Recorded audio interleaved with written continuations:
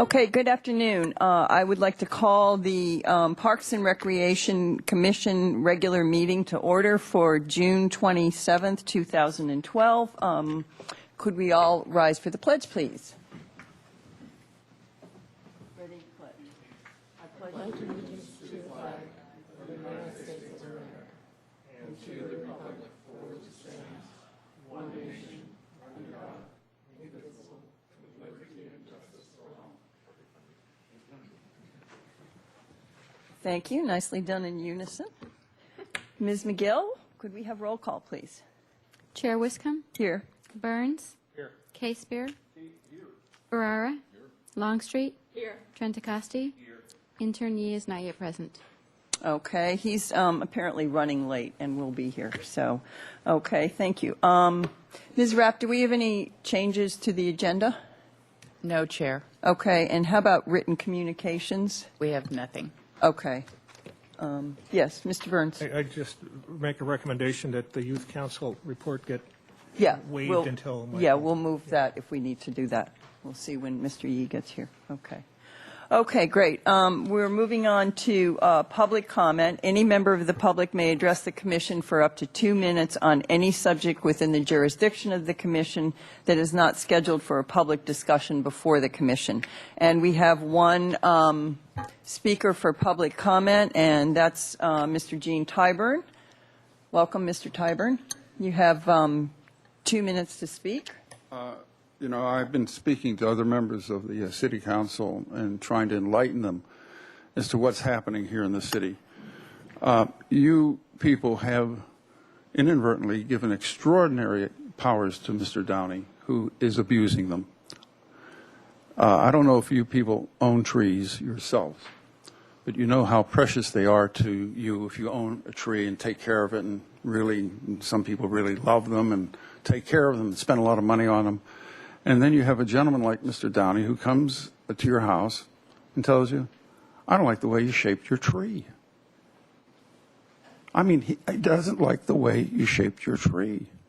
Or he says, they used to have a rule you could prune 1/3 of your tree. Now you're only allowed to prune 1/4 of your tree, which forces the public to almost prune their tree every year. This is extraordinarily draconian. And if I wanted to take and round a tree over for someone, he could claim that I've significantly changed the shape of that tree. And he gives me a citation. He's done this to many, many people in the city. He intimidates people, he threatens people, and extorts people. Now, to say these things to you and not be true and not be able to prove them would make me look pretty bad.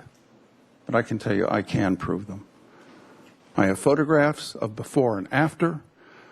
I have been a victim of his draconian, silly things that I misshaped a tree. And then sent me before one of the kangaroo courts here in the city. They found me guilty, and I had to take it to Superior Court to have the decree dismissed.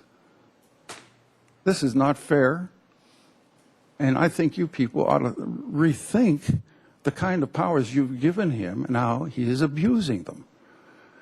And on top of that, which is incredible, he has refused, and I have requested many, many times, to let the general public know that he has these powers and not ambush the public.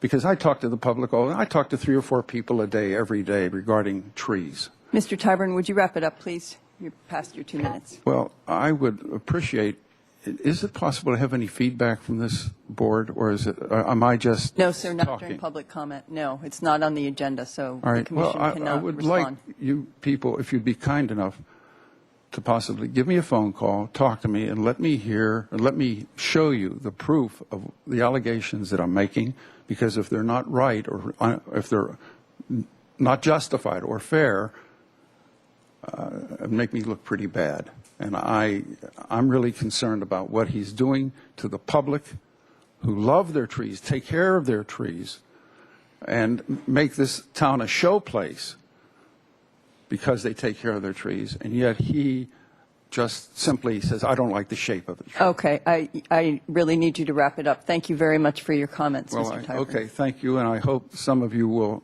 please call me. Thank you.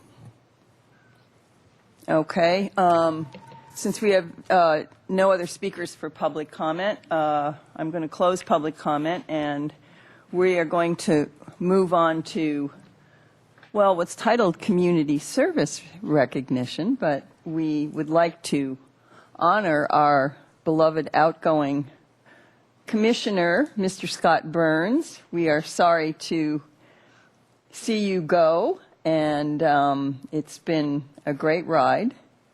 I think I'm just thinking about the things that you've been on the commission for 3.5 years, right? Is that? This is just like Q&A? This is your little roasting, I guess. No. Yes, 3.5 years. Front Country Trails Committee, you worked very hard on the Infrastructure Financing Task Force, member of the board of the Park Foundation, and did a lot of great things for that, and you've been vice chair for 2 years. And I'm sure there's other accomplishments that my fellow commissioners would like to talk about, but we truly appreciate your service to the commission and to the community, and you've been a great asset to the commission, and you are very big shoes to fill. And I guess they're getting filled by a female, and I hate to say females have big feet, but they are very big shoes to fill. So, Thank you. oh, yes, Ms. Longstreet. Well, I have really appreciated Scott's enthusiasm with the Park Foundation, and single-handedly getting those fundraisers that we've done recently off the ground. Just that's been wonderful that you've taken the time and done that. And also with the infrastructure task force, I know Scott will be back around soon and helping us in that area because you have an expertise that most of us don't. And we really value that and look forward to working with you in the future on that. Mr. Ferrara. Hi, Scott. You're not going very far. I know I'll see you down at the harbor a lot. We both have a love for sailboats, so I think we'll be meeting each other down there quite often. And it's been great working with you on this commission, Scott. I've really enjoyed it. Your input and intelligence that you share with it, it's really great. Thank you. Mr. Trentacosti. Even though I've only worked with you for about a year, I really enjoy your sense of humor and value your opinion on a lot of things as well. So I'm going to miss you as well. Thank you. Mr. Casebeer. Ice cream. Where are we going to get the ice cream for all these kids in Santa Barbara? All these events that the Parks and Rec, the Park Foundation, just, you spread around more ice cream to more hungry kids than I know of. And so in addition to that, you're just very generous with your time and energy and resources for this organization, plus Rotary, plus this, plus that, and the Park Foundation. You're instrumental in creating and maintaining the Sunset Cruise that I certainly enjoyed, and that didn't come easily. And so I wish you the best, Scott, in everything that comes down the pike in the next period of time. So good luck. Thank you. Ms. Rapp. Chair Wiscombe and commissioners, I echo what your fellow commissioners have said. Speaking to the department, your greatest contributions have been, and we're hoping will continue to be, the work that you did on the Infrastructure Financing Task Force, which you did before you joined the commission. And from that led to your interest in serving on the commission and keeping that issue in the forefront. We thank you for that, and I'll be involving you in that effort as we go forward, and we really appreciate that. And thank you also for your leadership on the Front Country Trails multi-jurisdictional task force. That was a significant effort, and we really appreciate all of your work on that. And look forward to having you back on the commission at some time in the future, and wish you the best. Thanks, Scott. Guess it's my time to reply. If I had known I was going to get all these, these little data boys, I would have resigned earlier. That's, two things that I really did enjoy that haven't been mentioned is I was a liaison with the Arts and Crafts Commission, and that is a great group of people, and I really enjoyed working with them. Okay. And also for a couple of years, I was with the Teen Council with Michael and group, and that's a really enjoyable part of this working here. So I will miss no longer doing this, but with some health issues, I really can't do very much. So thank you. See you guys tomorrow, most likely. Well, we have your cell phone number, so we can always give you a buzz. So we have a little something for you, which is... Should we go to the podium? No. So on behalf of the Parks and Recreation Department and the Park and Recreation Commission, we would like to present you with this framed certificate of appreciation for all you've done. Thank you very much.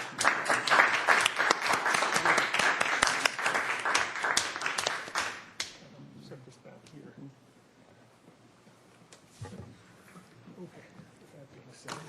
Thank you, Scott. It's going to be sad.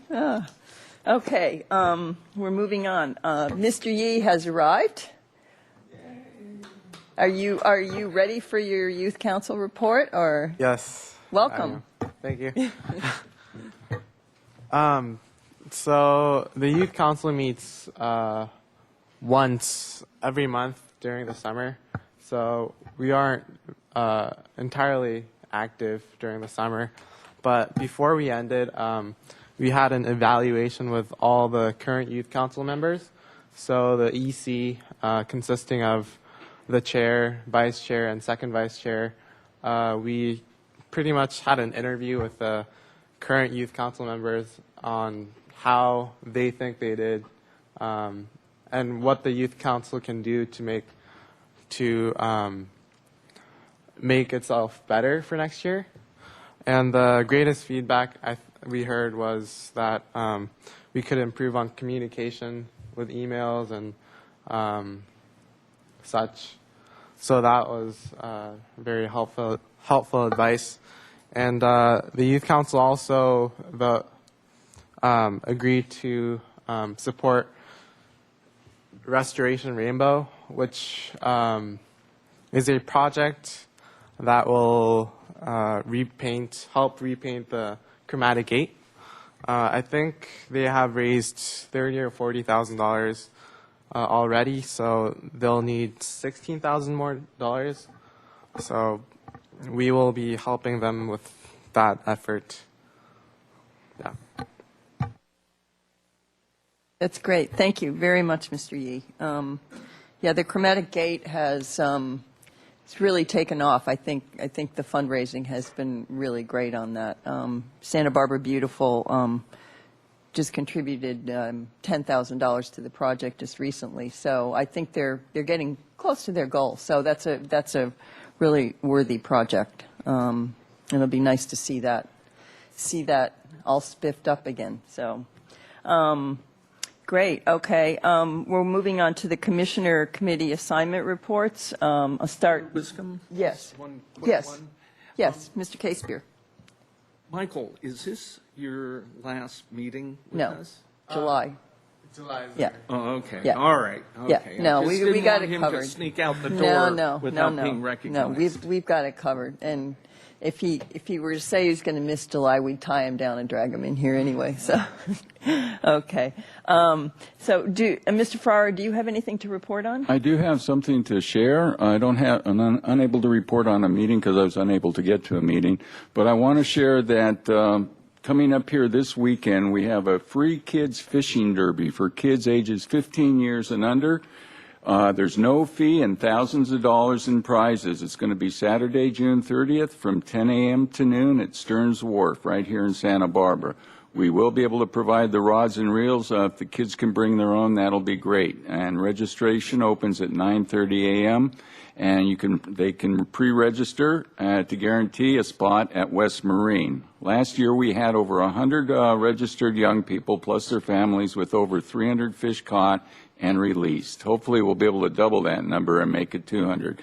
Local fishing clubs have agreed to help keep the lines in the water, and other volunteers are welcome. And I've already talked with Pete and over at with the city, and they're going to try to get as many kids as we can, low-income kids, and as many. One is going to be a lot of fun, and I think their 9th annual one. Who's the main sponsor of the event? Well, the sponsors are West Marine, Fish Talk Radio, Stearns Wharf Tackle, McConnell's Ice Cream, Wilson Printing, Santa Barbara Maritime Museum, Condor Express, Stardust Sport Fishing, and more, but I don't have the names of the more. That's great. And they fish right off the pier? Right off the wharf. Right yeah. off the wharf. Yeah. Right. Cool. Mm-hmm. Okay. And we could use some adult volunteers to help with that, too. Okay. And what are the times again? It's going to be from 10 a.m. to noon with pre-registration at 9:30. So I'm guessing we're looking at anywhere from 9 o'clock to 1 o'clock. It'll probably be going on. Okay. Great. Thank you very much, Chair Mr. Wiscombe, Farrar. if Yes. I might, and Commissioner Ferrara,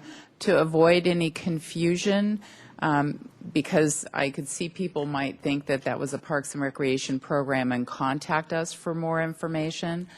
But who should they contact for more information? I can give you a phone number and a contact for that. You can contact West Marine at 805-564-1334.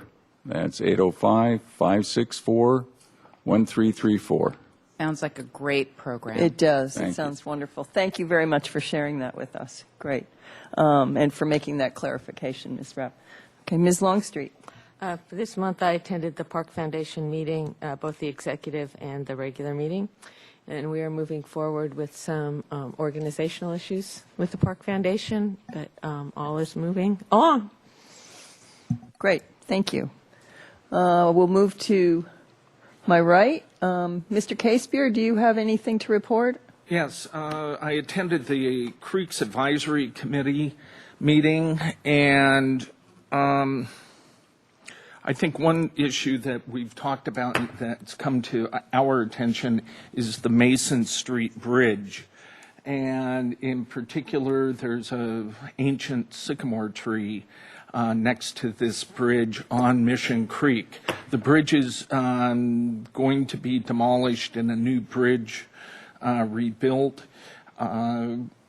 Thanks to the good efforts of staff at the Creeks Advisory, the width of the bridge has been reduced substantially, like from 60 feet to 43 feet, much narrower. But my concern is that they still want to remove the sycamore tree. And so on July 17th, there's a public hearing where the City Council will hear about this proposed action. If any members of the public would like to attend, come right ahead. In addition, I attended the Friday night in the park concert for Solstice in Alameda Park, which is one of our parks. Solstice, of course, is an activity outside of. And I just want to mention how, from what I saw there, it worked really, really well.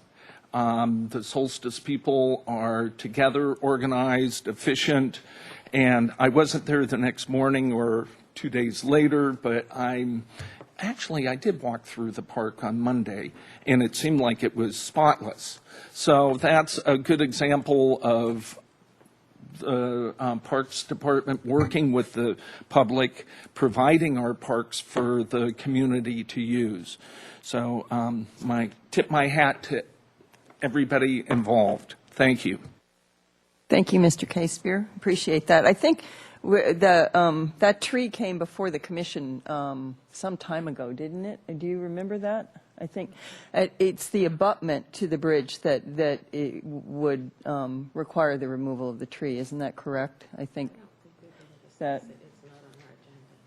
Yeah. Well, I think that was it. Well, it's not on our agenda, but that's my comment on that because I remember that. So, okay, Mr. Trentacosti, you have something? Nothing to report this month. The Golf Advisory Council did not have a forum, so there was no meeting. Okay. Mr. Burns? Likewise, nothing to report. Okay. Well, I have a couple things. I did attend the regular Street Tree Advisory Committee meeting on Thursday, June 7th. Mr. Downey gave enforcement updates, as he does monthly at the meetings.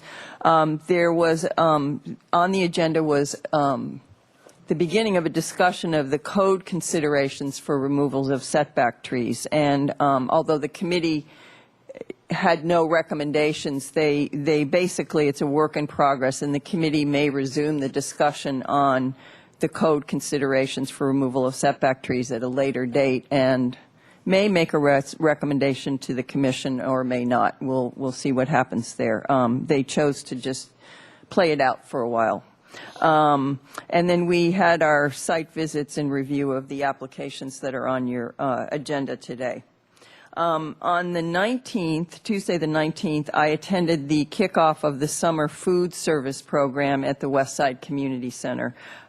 It was active and vibrant with kids playing and enjoying the food.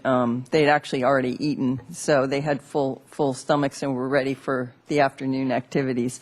But it was a great ceremony, and it was just great to see the vibrant nature environment at the Westside Community Center. The summer food service program, just to go over it briefly, it's a partnership amongst the Santa Barbara Unified School District's Food Services Department, the Waterfront Department, and the Parks and Recreation Department to provide healthy lunches and snacks to our community's children and handicapped adults over 18 years of age at 7 sites at various summer programs and park locations. And the locations include Franklin Elementary, Skaters Point, La Cumbre Junior High School, Ealings Park, Parque de los Niños, McKinley Elementary School, and the Westside Community Center. And most of the participants in the program are within walking distance of one of these sites. The program is going to operate for 43 days and is expected to serve 250 children at 7 sites for a total of more than 70,000 meals this summer. So it's a really great program.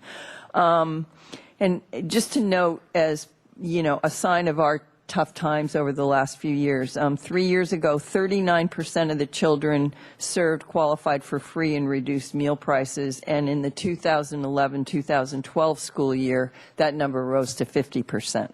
So there's a real need for this program.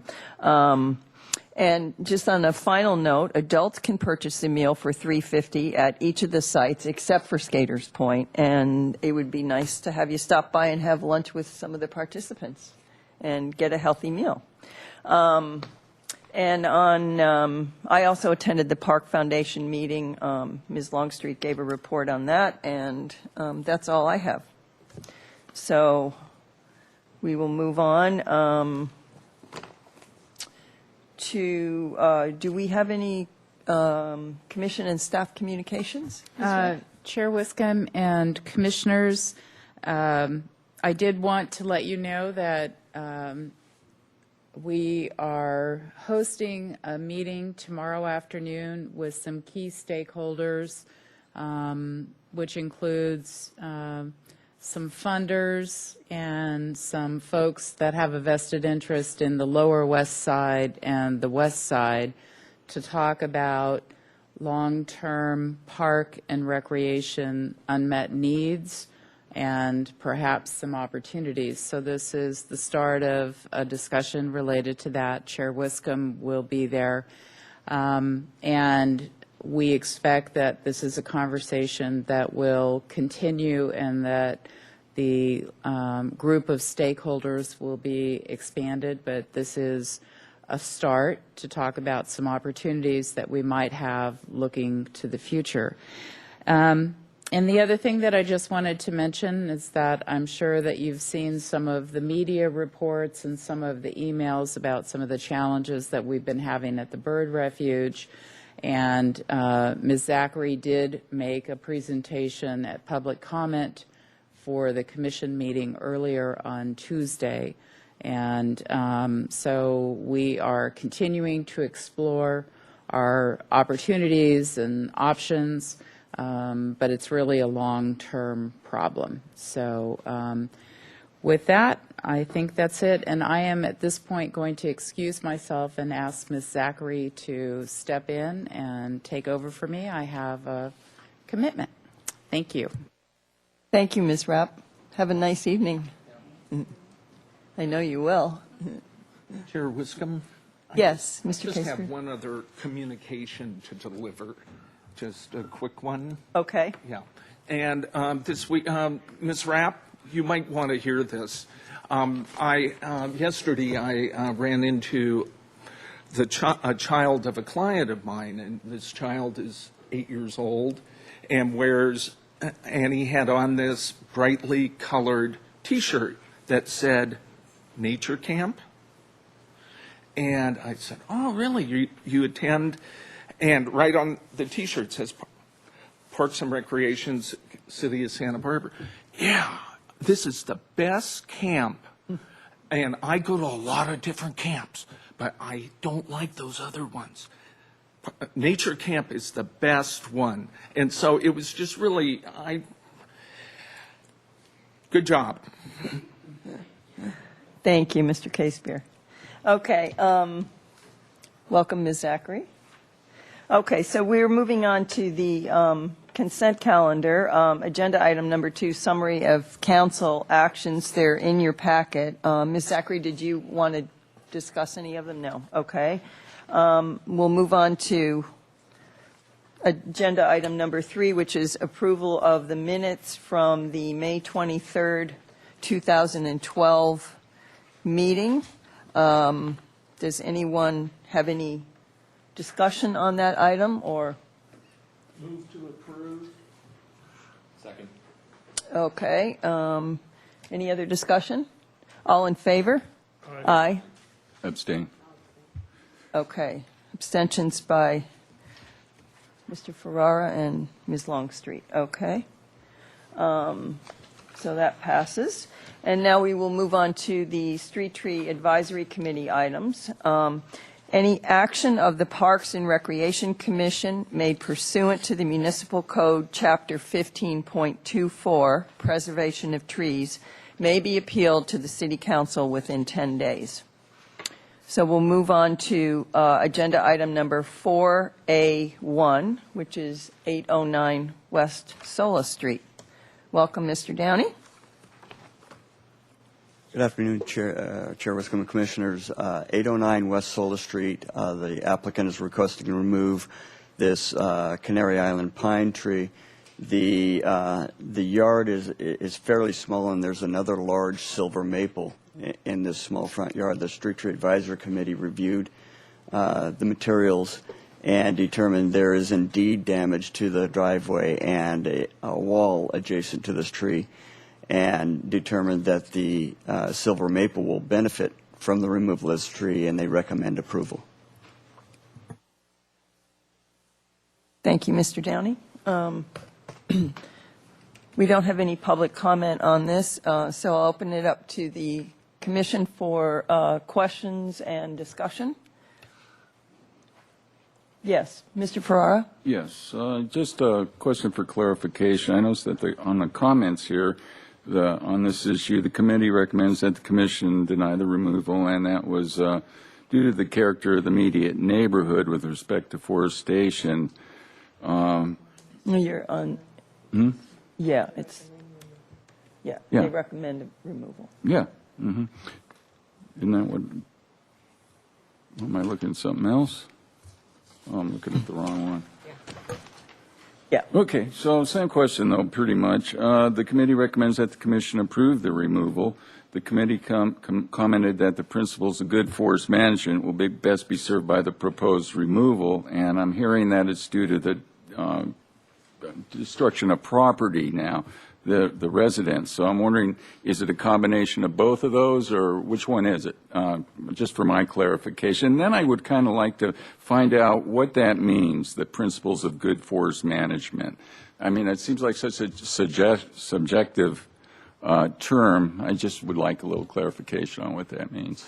Chair Wiscombe and Commissioner Ferrara, in this, the principles of good forest management can mean a lot of things. In this particular case, the removal of this tree will allow the silver maple to develop more naturally and have a better canopy and provide a better shade for the property. So that is good forest management, to remove a tree for the benefit of another, to promote the growth of another. So that's what it means in this particular case. There are many reasons for good forest management, but and I don't want to cover, I mean, it'd be much too much to cover in this item, so. Well, I appreciate that explanation, and, you know, in the future, if I ask when I see that that paragraph there, I might ask, what do you mean in the reference to good forest management in this particular issue or tree that we're talking about? So I just want to make you aware of that. Thank you. Yeah, it's one of the code considerations, and that's the one that the committee cited for. Yeah, thank you. Yes, exactly. Yes. Okay. Anyone else have any questions or discussion? Okay. Do I hear a motion? I move that we concur with the recommendation of the Street Tree Advisory Committee for the removal at 809 West Sola Street. We hear a second? Second. Okay. Any other discussion? All in favor? Aye. Aye. Any opposed? Okay, that carries unanimously. Thank you very much. Okay, we're going to move on to agenda item 4B1, which is 3526 Santa Maria Lane.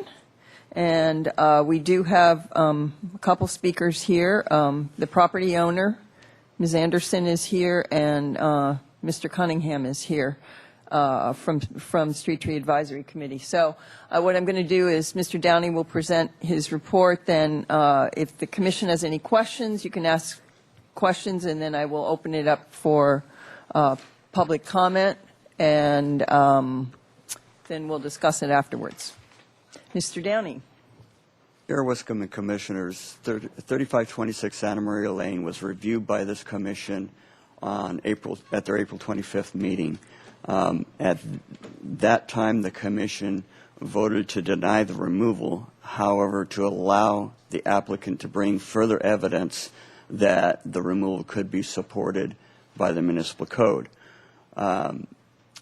The applicant has submitted a letter that's in your packet from Karen Chrisman, a certified arborist.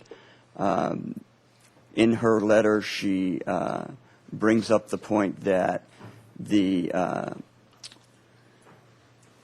forest could be benefited by the removal because there are several mature trees in the area. She provided an overhead of the area for you to look at the canopies in the area. She also provided an overhead of an area that has much less canopy to show you the difference. Although planting a young tree to replace this one is a strong consideration for considering whether it's a good forest management practice. The Street Tree Advisory Committee at their meeting in April had recommended that it be denied. They did not review this again. Your motion asked to bring it back to you, so we did not review it by the Street Tree Advisory Committee. Again, although consideration of the mature canopy in the area is important consideration, and planting a small tree would provide some age diversity to the area, I concur with Street Advisory Committee's recommendation from April that this be denied, because I believe it will be a material impact on the neighborhood. So the recommendation remains to deny the removal. Okay, thank you, Mr. Downey. Does anyone on the commission have any questions of Mr. Downey? Okay, then I'm going to open it up to public comment. We have the property owner, Ms. Christina Anderson, here. Ms. Anderson, would you like to come to the podium and say anything? You're welcome. Good afternoon, everyone. Would you pull your mic down? So, yeah. Appreciate you having me back second time. Did you also get photos of the trees over the roof of the house and so forth? You did? Yes. You didn't get nice color ones like I got. Okay, then you have all the information. I did think the point about introducing a younger tree to that spot was very valid, and that was something I hadn't considered the first time around. Also, I just learned yesterday, as a matter of fact, from my neighbor to the east, who is most impacted by the shade of the tree, that he was considering solar panels, and the experts discouraged him because of my tree. So that is maybe too late to throw into the mix, but I thought I would mention it even so. And I still would like very much to change the front yard. The tree is just oversized for the spot, and put in a new tree or a cluster of birch that would fit in with what's already going there. So that is all I have to say, and I do thank you for your time on 2 occasions, and I've been impressed with the way you all proceed. So thank you. Thank you very much, Ms. Anderson. Okay. Mr. Cunningham. We have Mr. Cunningham from Street Tree Advisory Committee here. Welcome. Thank you. Chair Wiscombe and members of the commission. I've read Karen Chrisman's letter.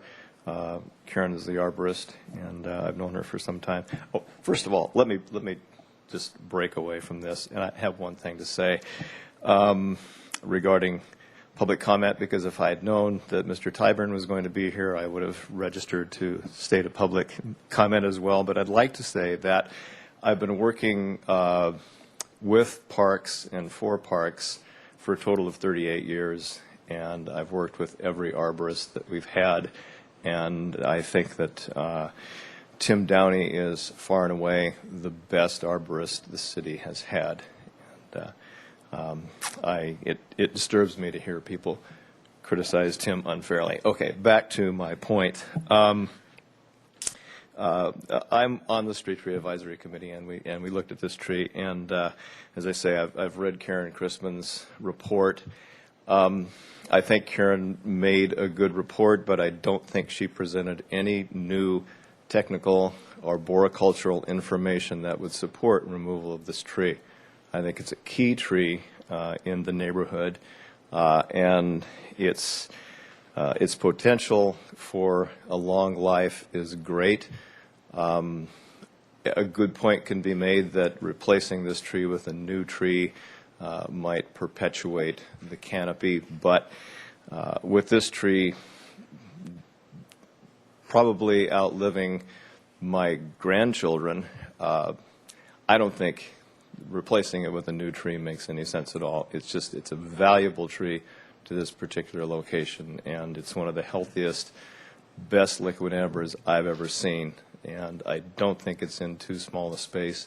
I think its size can be managed over time, and it can remain, a great asset to the neighborhood. Finally, with regard to solar panels, I think this is a broad issue that this commission is going to have to address in the future, the near future, because we also have a solar ordinance. I personally feel strongly with regard to both issues. I think solar power is important, and I think we should promote it to the greatest extent possible. On the other hand, I don't think we should, for a moment, consider even partially removing our urban forest canopy in order to accommodate the installation of solar panels. We've got to find a better way. Okay, that's all I have to say. Thank you very much. I urge you to continue to deny the removal request for this tree. Thank you very much, Mr. Cunningham. Okay, seeing that that's the only speakers we have on this item, we'll close public comment, and we'll open it up to the commission for discussion. Yes, Mr. Burns. Just a question to staff. Jill, 5 or 6 months ago, we had an issue with a tree, and it got postponed because we were going to work on the solar panel ordinance. Do you remember that? Or Tim, and if so, what's the status of that? Chair Wiscombe and Commissioner Burns, I'll start an answer to that question. We do have tentatively scheduled a tree ordinance work session with the Commission. It's been delayed for a variety of factors, and we then determined we should put it off a few more months until we had new commissioners on board. The extent to which solar issues do need to be addressed is something that we will be exploring with the Commission, as well as other aspects of the ordinance, so that the Commission feels as confident as it can when it evaluates tree removal requests. We don't have a date for that work session yet, but it will be a public meeting, as all your meetings are. I believe that the tree in question, the request for removal, was withdrawn, and that's why the Commission hasn't seen it again. Okay. Anyone else? Have any? Yes, Mr. Ferrara.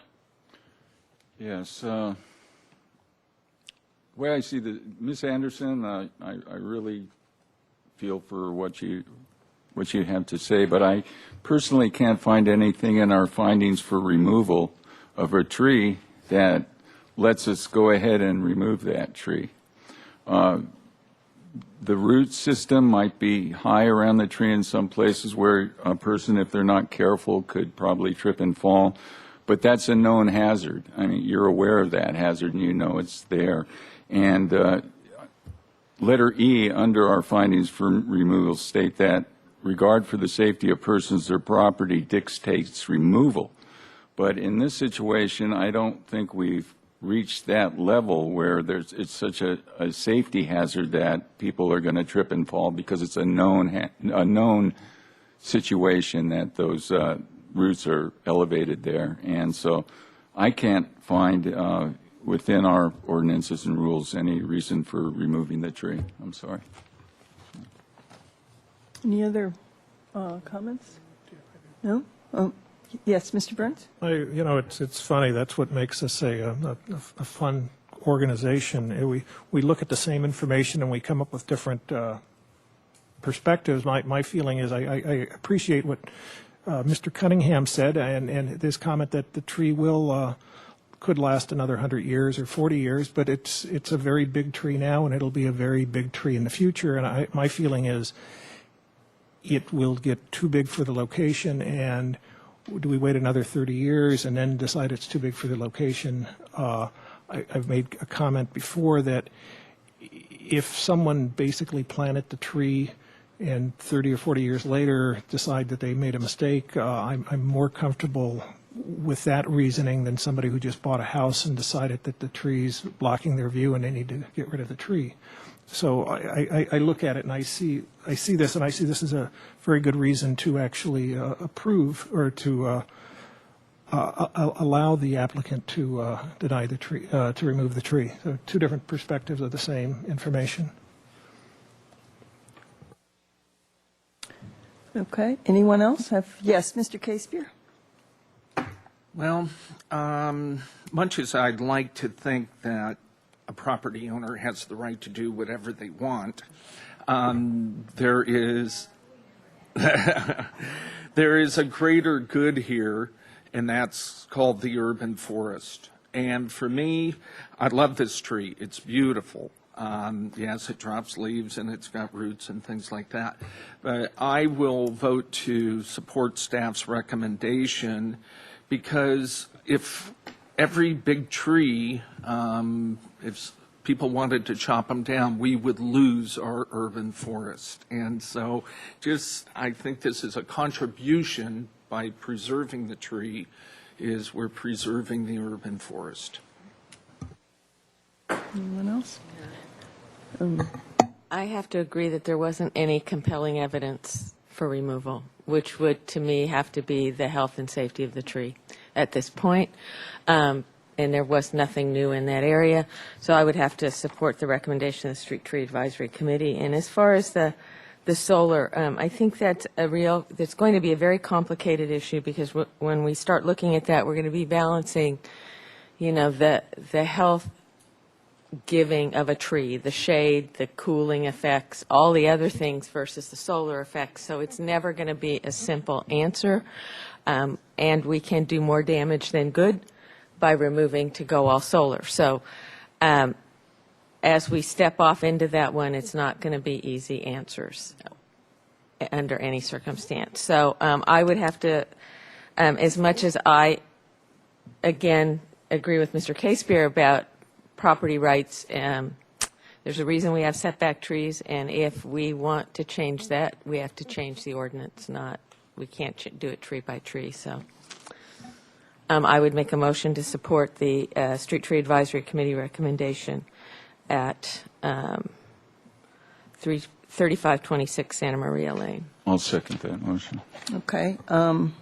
I just like to make a couple comments because I haven't had my turn. I think Ms. Chrisman makes a makes a very good point.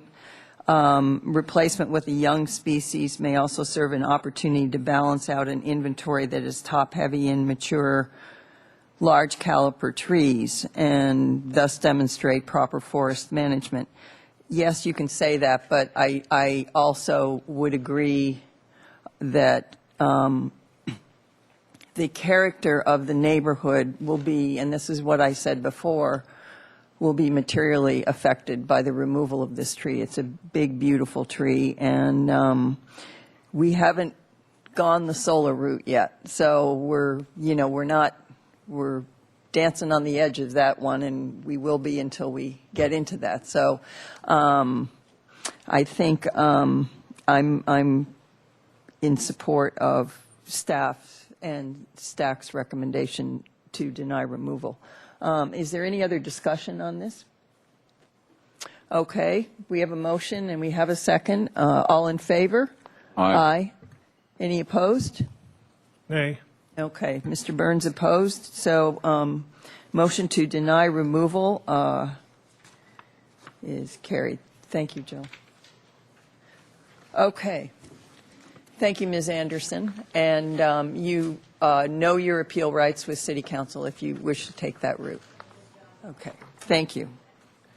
Okay, so we're moving on to agenda item 4C1, which is 227 Los Alamos Avenue. And we have the property owner here, I think, the property owner, is that correct? Yes, to speak on the issue. So Mr. Downey will give his presentation and any questions from the commission, and then we will open it up. We will let Mr. Miller come up and speak as the property owner. Okay, Mr. Downey. Bear with me, Commissioners. 227 Los Alamos Avenue. The request is to remove 2 trees. The tree on the left in this photo is a liquid amber American sweet gum. The Street Tree Advisory Committee reviewed the reasons by the applicant that it's causing damage to the sidewalk and has caused damage in the past to sewer lines. They determined that this tree would be a loss to the community if it were approved. The recommendation is to deny the removal of the liquid amber. The giant yucca in the photo on the right, the Street Tree Advisory Committee determined that for safety reasons to back out of the driveway, the tree is awfully close to the driveway, and recommends that you approve the removal of that tree for safety reasons, public safety reasons. So the Street Tree Advisory Committee is recommending that you partially approve the application. Okay, thank you, Mr. Downey. Does the commission have any questions of Mr. Downey on this? Okay. Then I'm going to open it up to public comment, and we have the property owner, Mr. Mark Miller, here. And Mr. Miller, welcome. Please come forward. Hi. I think he summarized, at least in part, my original application, which is based on the fact that, we had to go down, we had to dig down, and I had to tear out, a pretty good section of the sewer lines. When I bought the property, we had one of those inspectors come out, with a little camera, put it down the line. He says, you got roots in here. So I had to go and, dig up a pretty good section of it. And, there's a lot of roots and stuff all around there. And my guy told me that, we can repair this thing, but it's just a matter of time before it goes in, around the places that we repaired it. Secondly, you can't really see it in there, but I mean, this thing is really, the sidewalk is lifted up like this much. I mean, and there's like a little chunk of asphalt that somebody put to try to ramp it up. But it's a very material trip hazard in the sidewalk. It's also, pretty close to the driveway, just like that other tree. I don't know which one's closer to the driveway, the yucca or the other one.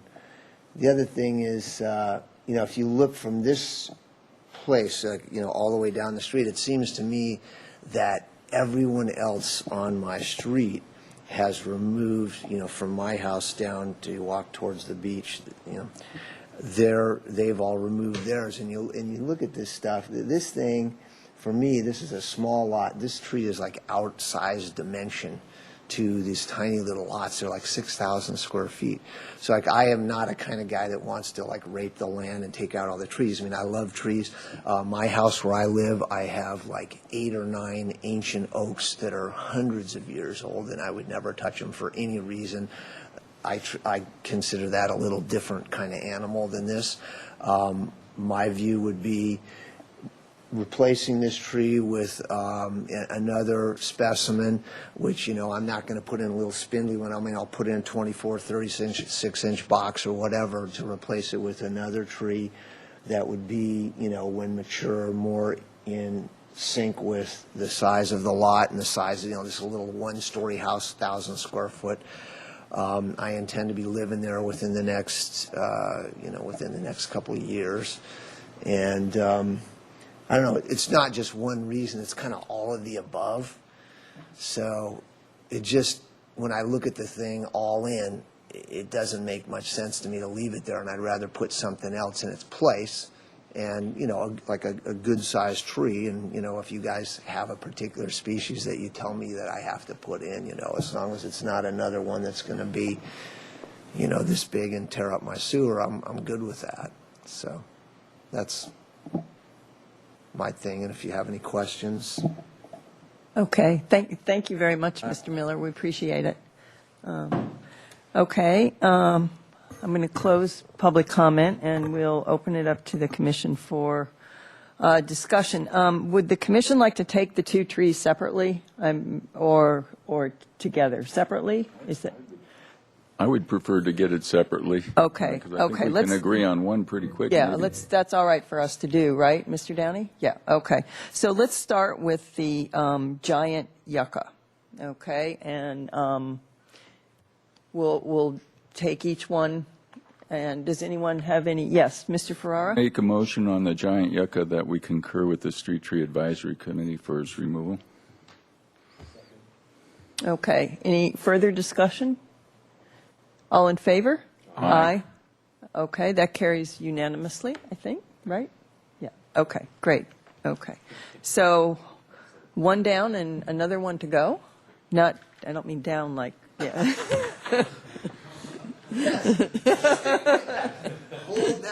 That was the wrong term to use.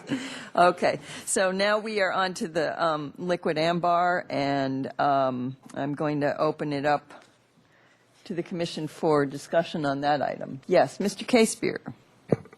I am a real estate broker and been practicing in this community for over 30 years.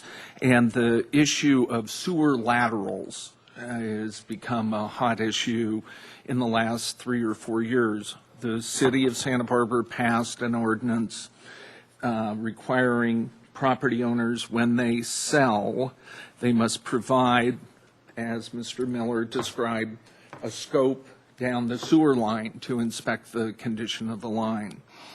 And houses on, this is Marine Terrace, so this house was built in 1950 or so. It's 60-odd years old. That sewer line is 60 years old. And in my experience, recent experience, these kinds of sewer lines need to, they have a new technology, it's called trenchless, and they put a sleeve down the old sewer line, which is a continuous piece of heavy PVC, which over the years will not have the problems with the roots that the old iceberg, they call it iceberg, piping has. And so, No. no. When you purchased it, yeah. Okay. So We closed public comment, so. I'd rather preserve the tree and not combine the issue with the sewer line. That's a separate issue. And so I would vote to support staff's recommendation. I'd like to ask a question. Mr. Downey, was this the one where the sewer line is actually quite a ways away from the tree? Isn't that correct? When we were on the site? Chair Wiscombe and Commissioners, when I looked at the city's mapping system that shows us approximately where the sewer lateral runs in, it is quite a ways from the tree, yes. Thank you. Okay. Yes, Ms. Longstreet? Where I have trouble in a setback tree and private property issues, when it's a street tree and it's a public tree, I don't have the same problems. Those trees belong to all of us. They're in a park right away. And so I would vote to save this tree if there's nothing the matter with it. It is part of our urban forest. And like the rest of you who are homeowners in this community, I have my drains routed annually. Okay. Thank you for sharing that. It is. Mr. Burns? I guess I don't need to ask who does you know. I Let's won't. not go there. I looked at went to the site and visited, and the comment that I saw was that the trees below towards the beach had all been taken out. And as I looked at it, I said, well, then I looked at the above, and the 3 or 4 houses above all seem to have the same tree. They all seem to have the same issues, that everything rises in there and everyone's got asphalt on it. It's a known issue that's just what you have there. So you kind of look at everything, and it's all subject to opinion. And on this particular opinion, I agree with staff that we should save this tree. Okay. Anyone else? Yeah, I think removal of this tree would have an adverse effect on the neighborhood. I think it's part of the neighborhood, and I agree with Mr. Burns. When you look around, there are other liquid ambar trees in the neighborhood. They've not all been taken down. There was during the STAC meeting, there was a discussion, and STAC had mentioned that staff might consider planting some new street trees to establish a canopy there, so that when these trees have served their useful life and do have to come down, there is a more established canopy there. So that's something that I know that staff took into account. But I have to support staff and STAC's recommendation here and would deny removal. Any other? Yes, Mr. Ferrara?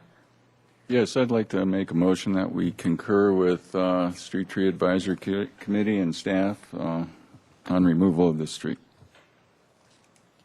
Okay, do I have a second? Second. Okay, we have a motion and a second, and any other discussion? All in favor? Aye. Aye. Any opposed? Okay, that carries unanimously. Thank you very much.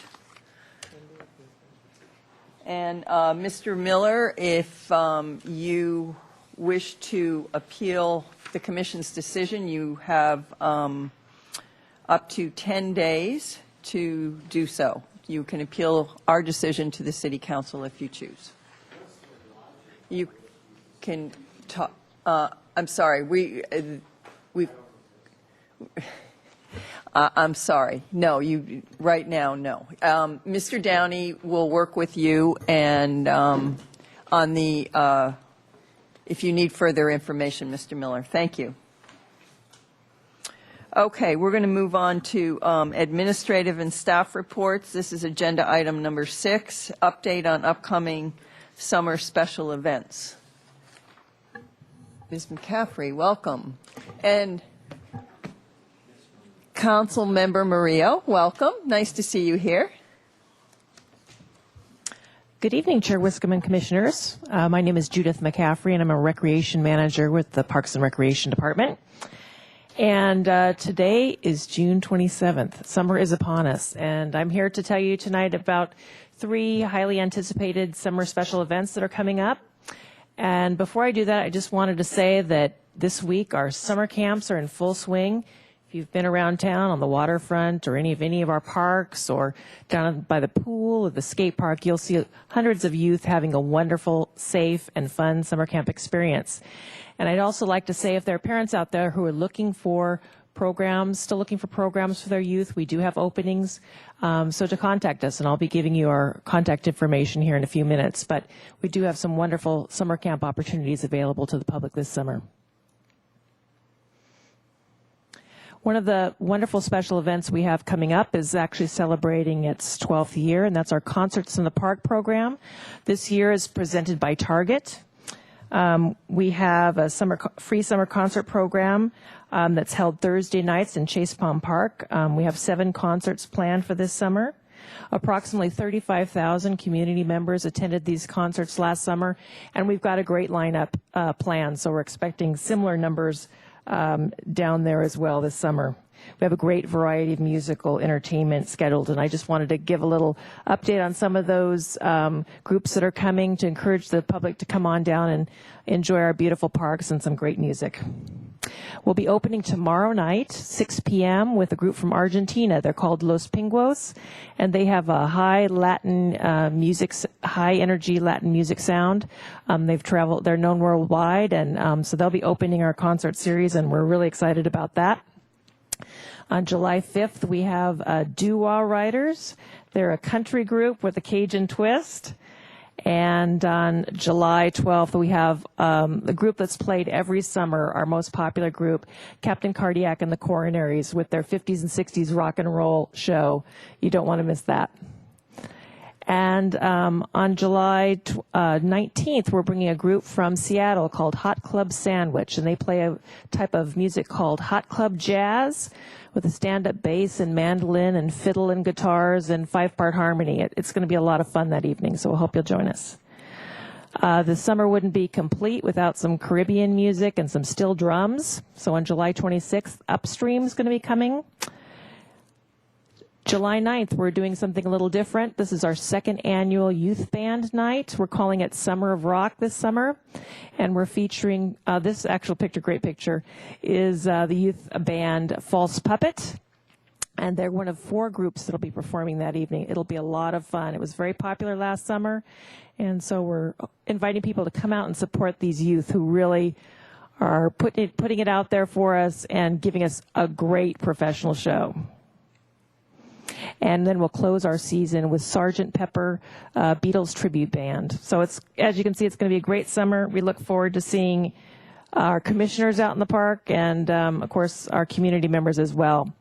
I couldn't stop talking about this without mentioning all our generous sponsors. This program is solely funded by donations, generous donations from our concert attendees, from our corporate sponsors, and by a grant from the Tobes Foundation. So I wanted to recognize all our sponsors and acknowledge them for helping make this program continue each summer.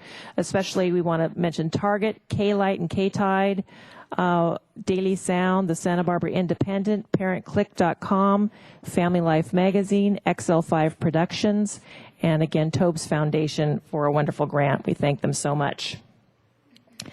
And wouldn't you know, it's going to be 4th of July next week. Is that hard to believe? City staff from a variety of different departments have been working hard with volunteers from the Sparkle organization to plan this 2012 event. We're encouraging the public to come down to the waterfront early to visit some of the food and beverage vendors that'll be down there starting at 11 a.m. The entertainment is going to start at 7 p.m. with the Air National Guard Band. And at 9 o'clock, we'll have a 20-minute fireworks show that's guaranteed to produce some oohs and ahs on parts of the audience. So we encourage you to come down and have a great time. It's going to be a busy day and evening in the waterfront, so we encourage the public to use public transportation when possible. And MTD will have a lot of buses running and shuttles working that day, so I invite you to go to their website at sbmtd.com to get those schedules. I know it'll make it a lot easier for everyone if you use some public transportation. There are some additional events going on in and around 4th of July as well that I wanted to mention. The annual 4th of July parade will be happening on State Street at 1 p.m. on the 4th, put on by the Spirit of 76 Foundation. It's a great event. And our own Santa Barbara Arts and Crafts Show would actually be holding their 4th of July Saturday show this Saturday, June 30th. And then, of course, we have the show every Sunday, so it'll continue this Sunday, July 1st, from 10 to dusk. And for those of you who have never been down to the Arts and Crafts Show, we feature almost 200 local artisans and craftspeople with their original handmade work. So it's a great show, and we invite people to come down and enjoy the beach. And certainly last but not least, one of our most favorite events of Fiesta, and actually probably the only one that isn't organized by the Old Spanish Days organization, is the Children's Fiesta Parade. This is the 82nd year. The parade is organized by the Parks and Recreation Department, and on parade day, it's run by community volunteers and city staff that volunteer. It's free to all participants, and typically we'll have 2,500 kids marching up and down State Street in their Fiesta finery.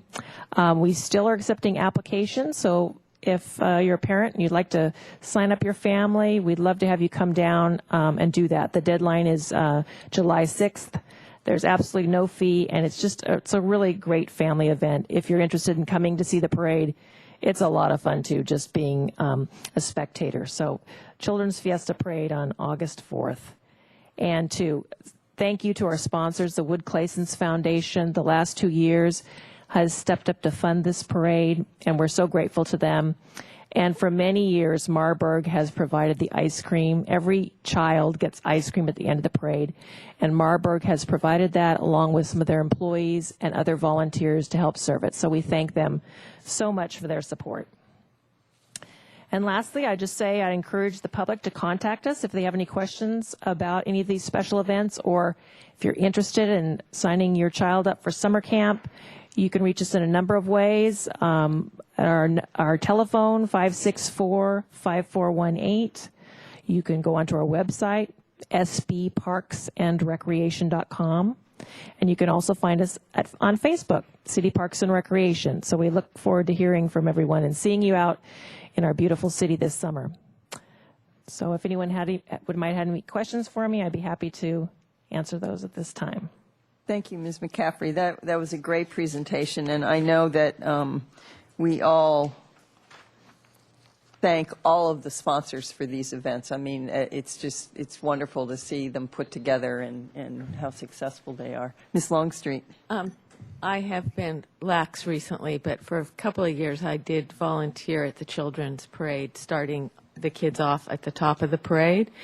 And if you're interested in volunteering, it's a wonderful thing to do. You get to see all the kids go by. You don't have to wait so long to see them. And it's just a lot of fun. So I would encourage people to volunteer, contact the office to find out. There's usually a training meeting. And it's just a great thing to do. It's really fun. It's more fun, I think, to help with the parade than it is to watch it. Thank you for that. Last year I was there, and Charlie Trinacosti was there with his family, and I expect to see your kids in the parade this year, huh? Yeah. That would be great to see. So, any other comments or questions? Okay, I think that's it. Thank you very much for that great report. It's going to be a fun summer, and it's hard to believe July 4th is almost here, but it'll be a really fun summer. Thank you so much.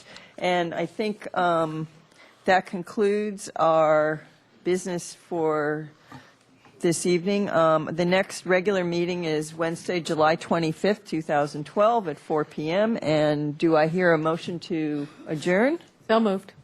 Second. Okay. All in favor? Aye. Okay, we are adjourned. Thank you.